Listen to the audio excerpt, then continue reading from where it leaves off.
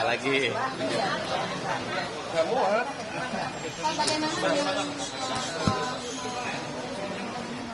Ya, seluruh pelaporannya sudah diproses dan diterima dan nanti prosesnya dijelasin. Karena ini yang punya kuasa melaporkan. Saya hanya mendampingi yang melaporkan. Baik, selamat sore rekan-rekan sekalian. Nanti Bang Ruli akan tambahkan. Saya hanya memberikan informasi bahwa semenjak kedatangan kami untuk membuat LP, seluruh proses tadi kami ikuti dari kita melaporkan sampai selesai. Saat ini semuanya sudah diterima dengan bukti-bukti yang kami bawa, semuanya dinyatakan lengkap, gitu ya. Dinyatakan lengkap artinya bahwa apa yang kami laporkan menurut penyidik, ya, karena dikonsulkan ke penyidik, ya, bisa ditindaklanjuti dalam bentuk penyelidikan, ya. Apakah nanti akan naik ada pidananya, naik menjadi sidik atau tidak, itu kita serahkan kepada penyidik. Itu yang bisa kami informasikan. Jadi terkait laporan kepada Aib dan Dede, ya kan, atas dugaan memberikan keterangan palsu di bawah sumpah di Polres Cirebon pada tahun 2016 yang lalu, ya.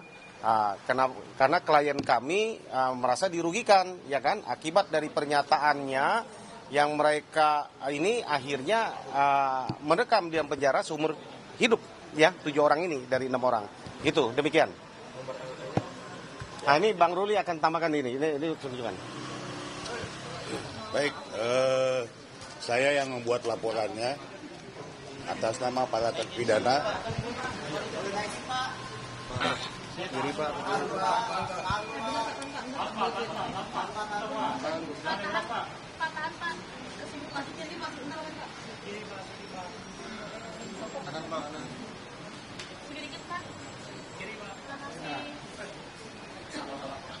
Udah ya? Nah, jadi betul bahwa hari ini saya membuat laporan atas nama para terpidana. Dan kegiatan ini adalah rangkaian kegiatan yang kami lakukan dalam rangka mencari novum dan bukti-bukti baru. Kedepan masih ada lagi. Nah, jadi mudah-mudahan kalau ini diterima dan terbukti, maka jalan cerita pengadilan itu jadi lain lagi.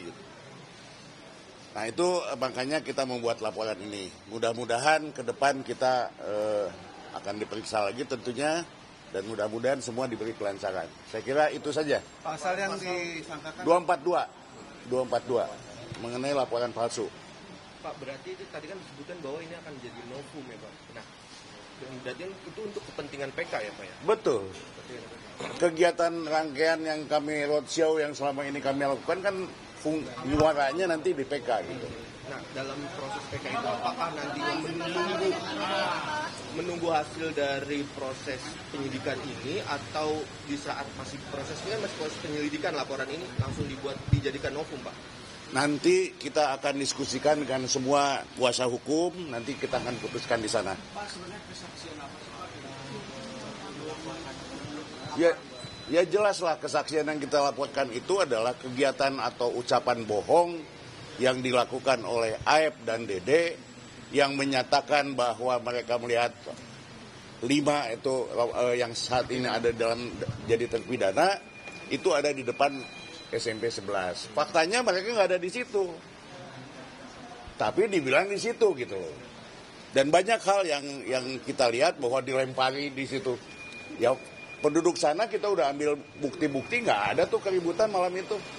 Demikian juga yang punya warungnya. Saya udah datang ke sana ngecek, nggak ada keributan tuh. Ini kan berarti diada-adakan gitu. Tapi saya juga tidak boleh mendahului penyidikan, ya nanti penyidikanlah yang lebih jelas bagaimana nih sebenarnya duduk permasalahan dan siapa yang berbohong atau dan yang tidak, nanti akan ketahuan. Berarti apakah juga disampaikan bahwa tahun 2016 itu Dede juga ini nggak pernah dihadirkan di persidangan juga sampai saat ini? Ya. Tapi ada BAP-nya, tapi dia tidak. Betul. Satu hal ya yang menjadi keanehan buat kami, saksi itu semua di BAP. Tapi kecuali si AFDD ini waktu di BAP dia kemudian Tidak hadir tidak dihadirkan di persidangan. bukan waktu dia di BAP dia di bawah sumpah. Akhirnya dari situ kan sudah kelihatan bahwa dia tidak akan dihadirkan. Yang lain nggak disumpah, yang lain disumpahnya di pengadilan. Kok dia disumpahnya di depan penyidik? Ini dugaan ya. Tapi marilah nanti kita lihat bagaimana penyelidikan dan penyidikan yang dilakukan oleh kepolisian. Apakah nanti ada kemungkinan saksi yang didatangkan untuk memperkuat ini? Banyak. Saya udah ngumpulkan lebih dari 10 saksi kok. Yang belum pernah diperiksa itu saksinya. Saya nggak boleh sebut nama saksinya karena belum waktunya ya. Nanti ada. Tapi artinya lebih dari 10. Ya. Siapa?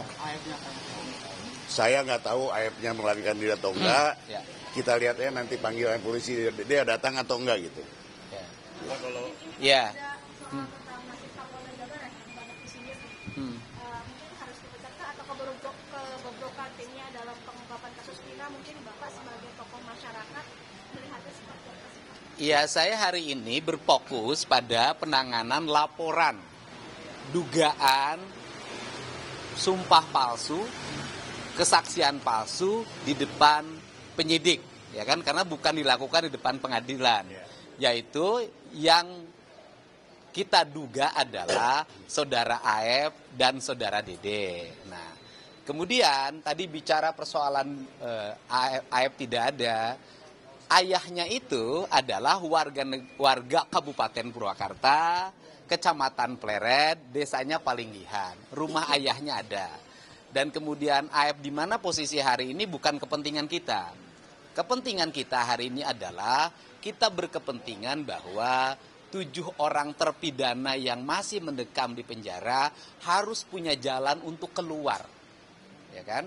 Jalan untuk keluar karena mereka, kalau saya sih sudah menyampaikan, diyakini tidak melakukan perbuatan sebagaimana yang dituduhkan dan didakwakan. Sehingga mereka mendekam di dalam penjara dan tidak main-main seumur hidup. Artinya bahwa dia sampai mati di dalam penjara. Saya melihat bahwa ini adalah peristiwa kemanusiaan yang luar biasa. Orang gitu kan yang dalam pandangan saya setelah melakukan keliling, wawancara, kemudian bicara dari satu ke tempat lain sampai hampir ada 70 dokumen yang saya miliki. Saya tidak tega dan kita tidak boleh membiarkan orang yang tidak bersalah itu harus mendekam di penjara apalagi seumur hidup. Kan ini. Nah, ini adalah cara. Ini cara yang pertama. Pintu masuknya untuk mereka keluar itu adalah dengan PK. PK-nya dilakukan oleh kuasa hukum yang sudah ditangani oleh Peradi. Nah, kemudian pintu-pintunya kan sudah disampaikan. Satu, pintunya melalui dugaan kesaksian palsu RT Pasren dan anaknya Abdul Kahfi.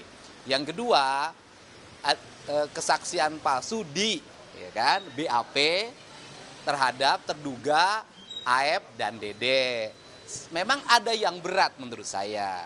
Ada yang berat secara psikologi ini adalah menyangkut pernyataan-pernyataannya Saudara Sudirman. Beratnya bagaimana? Satu sisi Saudara Sudirman tuh pernyataan-pernyataannya sangat merugikan ya, baik buat Peggy kemarin maupun terhadap 7 terpidana yang lainnya. Tetapi di sisi lain Saudara Sudirman pun adalah orang yang dipidana. Nah, ini kan dilema kita. Untuk itu sebenarnya ada solusi yang terbaik terhadap Saudara Sudirman. Saya berharap, nanti kan Saudara Sudirman pasti akan jadi saksi juga di peristiwa ini. Nanti Saudara Sudirman diperiksa aspek kecakapannya. Apakah dia cakap untuk melakukan perbuatan hukum atau harus di bawah pengampuan. Nah, kalau harus di bawah pengampuan, maka keterangan-keterangan Sudirman yang terdahulu itu gugur dalam pandangan saya. Tidak bernilai. Nah, ini kan aspek sosial inilah yang saya jalankan sehingga kan sekarang kasutnya jalannya sudah mulai terbuka. Dan saya meyakini betul bahwa Mabes Polri di bawah kepemimpinan Pak Kapolri akan terus berjalan pada rel yang benar. Dan ke depan kita berharap kasus peradilan yang sesat tidak boleh terjadi lagi. tidak boleh ada korban-korban diakibatkan oleh peradilan yang mengadili orang tanpa fakta yang memadai, tanpa alat bukti yang memadai.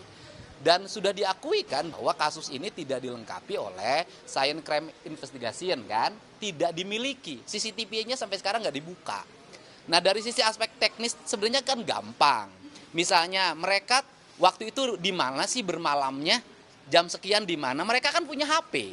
HP-nya kan sudah disita. Tinggal dibuka saja HP-nya, nanti kelihatan posisinya dan ini tidak bisa dibantah lagi karena aspek sains. Mudah-mudahan Pak Bespori nanti akan menangani menggunakan pendekatan aspek sains, bukan katanya. Ya. Bapak kan sudah menilai kalau terpidana ini tidak bersalah. Kemudian di sisi lain ada orang mati 2 orang. Lantas siapa yang bisa dituntut pertanggungjawaban atas kematian 2 orang ini? Apakah karena memang kecelakaan atau ada? Oke. Bertanya persoalan yang meninggal itu 2 orang sebenarnya bukan ranah saya, tetapi ranah kepolisian. Tetapi ini kan cara, kalau nanti kemudian 7 terpidana itu dibebaskan melalui PK, maka akan muncul pertanyaan berikutnya. Apa yang sebenarnya terjadi pada Eki dan Vina? Apakah ini kecelakaan murni atau pembunuhan? Kalau kecelakaan murni maka selesai, ya gitu loh. Berarti ada penanganan perkara yang salah. Kalau pembunuhan, nanti tinggal Mabes Polri mencari siapa pembunuh yang sebenarnya. Oke? Cukup kan? Ya, tes DNA-nya sudah, kemudian hari Senin akan diambil hasilnya. Dan kuasanya sudah diberikan penuh kepada saya untuk mengambilnya. Jadi mereka sudah tidak mencampuri lagi. Aman itu. Dan kenapa sih Peggy Cianjur saya lakukan tes DNA? Jangan sampai netizen ini, media sosial kita ini kembangkan cocok logi. Nanti setiap ada namanya Peggy dicurigai. Namanya Peggy dicurigai, kan kasihan. Untuk itu saya mengambil langkah untuk saudara Peggy Setiawan putra Pak Cecep dari Pacet Cianjur dilakukan tes DNA atas kesadaran mereka. Sehingga cocok loginya nanti tidak boleh terjadi lagi. Hal kemarin kuasa hukum dari Pak RT sendiri kekeh nih bahwa Pak RT memberikan keterangan yang sebenar-benarnya nih Pak. Nah menurut Bapak pandangannya seperti apa nih Pak? Ya itu kan nanti dibuktikan saja keterangan Pak RT Pasren itu benar sesuai dengan fakta yang sesungguhnya, tinggal dijelaskan ke penyidik. Nanti kemudian beradu dengan saksi-saksi yang lain. Cukup kan? Kenapa? Oh, nanyanya jangan ke saya kan bukan penyidik. Oh belum, saya belum update urusan itu. Update-nya adalah hari ini kita belum makan dari pagi. Ya, terima kasih. Sama dong.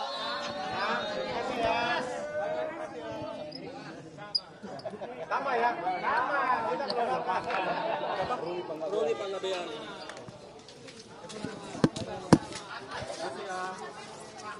Yang mana?